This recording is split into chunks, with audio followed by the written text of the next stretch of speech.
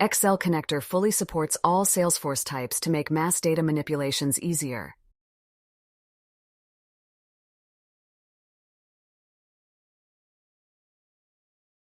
You can use the Context tab in the Excel Connector plugin to change data of any complex or simple type.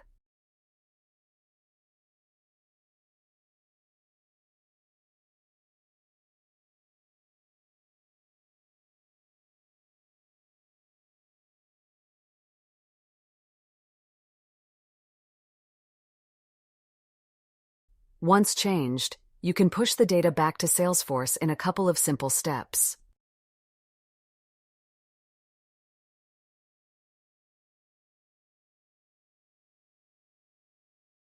In this short example, we have used Excel Connector to change the stage for several opportunities, assign them to the correct account, and push the changes back to Salesforce.